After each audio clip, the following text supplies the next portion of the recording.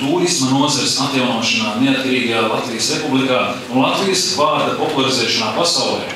Latvijas Turisma aģentu asociācijas viceprezidente un turisma firmas Latvija Tūrs ilgadējā direktore Gundaga Zeltiņa.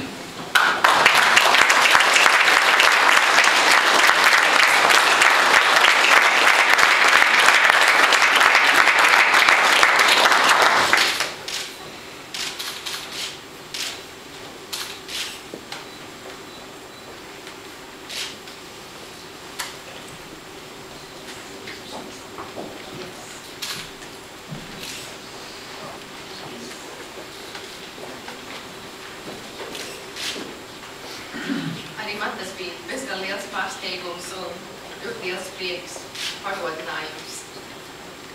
Vēl jau vairāk tāpēc, ka mūsu nozarē es esmu tikai otrā, kas šādu apbalvojumu saņem.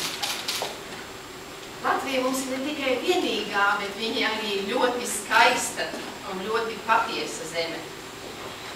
Un es no visas sirds novēlu un apsolos arī strādāt tajā tās labā, lai uz Latviju brauktu pēc iespējas vairāk viesu un apmeklētāji, kas spēj saskatīt viņas skaistumu un to novērtēt.